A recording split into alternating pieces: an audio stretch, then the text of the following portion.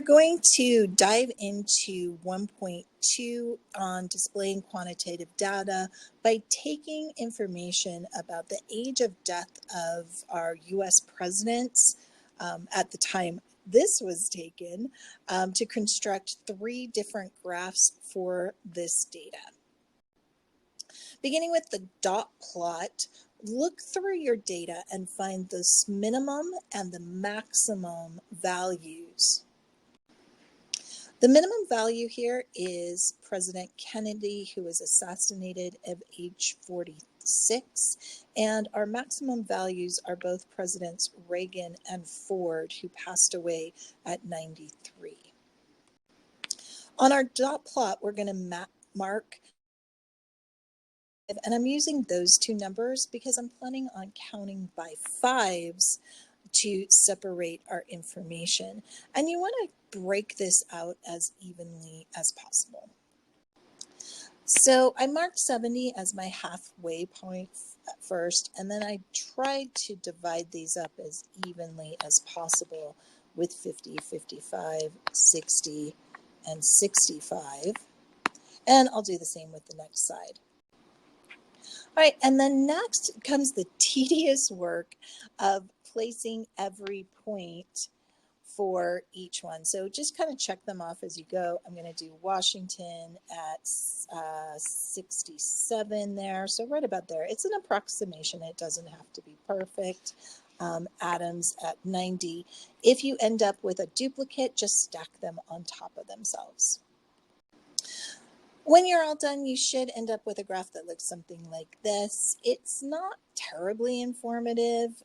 There's not a lot of highs or lows or clusters. So dot plots don't always tell us everything we need to know about data. So we have lots of other means of information to figure things out. So what's nice though is we kind of have a little bit of order to what we need to do. And next we are going to make a stem plot like we did in class. For a stem plot, we should always begin with a key. So my key for this one, since everything is in 2 digits, it means that a 6 and a 7 will equal 67. And we can see from our dot plot that our breakdown is going to begin with the 40s and end with 90 to 95. So I've created my stem here, and I'm going to add each of my final digits, and I want to make sure I get everything, but what's nice, I can use the dot plot to let me know how many I'm looking for in each area. In the 40s, I have 46 and 49. I can see in the 50s, I should be looking for 5 different numbers. So there are my 50s. I'm going to carry on in the same manner for the 60s, 70s, 80s, and 90s. All right, this definitely gives us a better shape and a better idea about our distribution of data. We can see that most of our presidents passed away in their 60s or 70s. The final graph that we're going to make is a histogram, and there's a huge connection between the stem plot and the histogram. We can practically see the bars are already being created here for our histogram. So if we created a bar out of each one of these leaves, we've got a histogram going already. So it's very easy to transfer from a stem plot to a histogram. Okay, so one thing to divide, we're going to look at our histogram on our steps. We're going to divide the range of data into bins of equal width.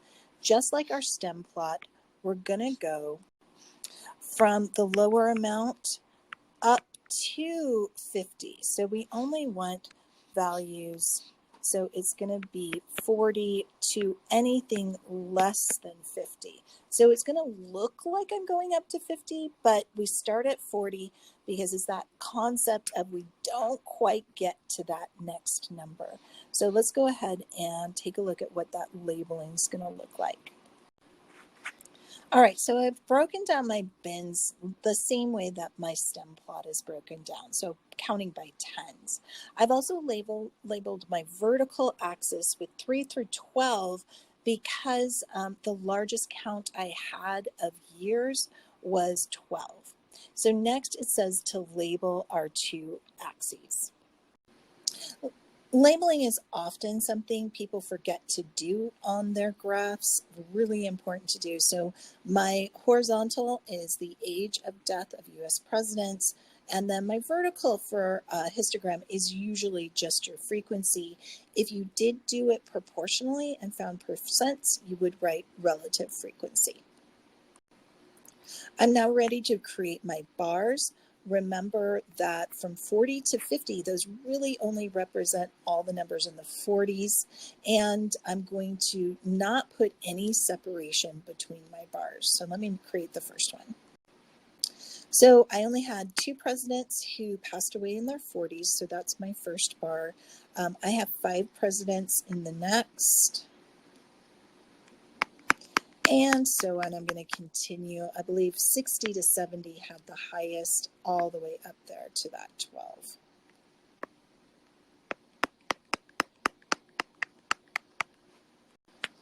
And as I was completing it, I realized I really needed to include that 100 on this graph so I could put that final bar.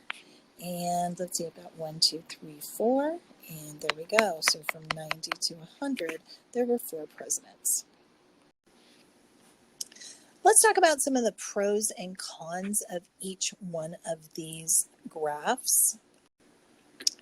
Let's start with the pros for dot plots is that they're easy to create and you can easily see the original data. So each dot is exactly where its value is. So it's easy to say, okay, there's 3 presidents who died at, I forgot which age it was that had 3, but one of them did.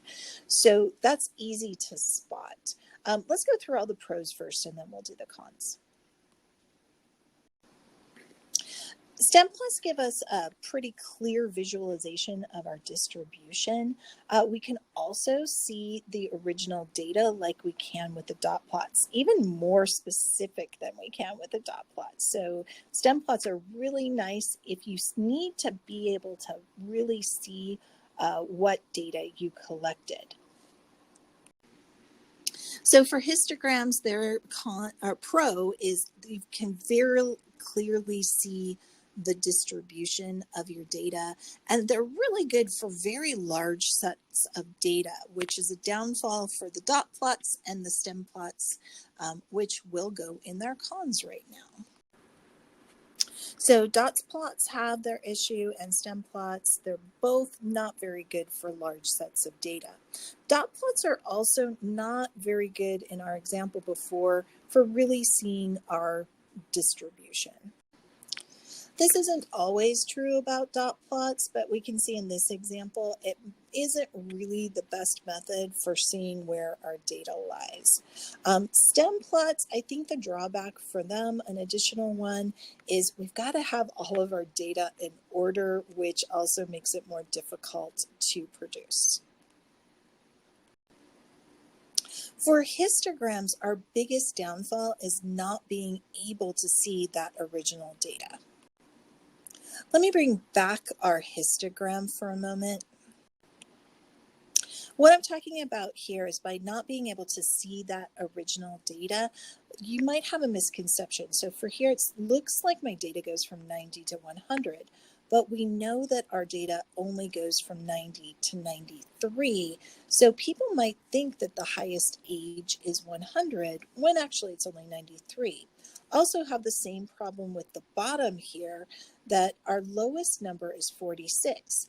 So be careful in thinking that our range is 100 minus 40, which would be 60, when really our range was more in the 50, closer to 50. I think it's actually only 47 there, but just be careful when you're calculating range when using histograms.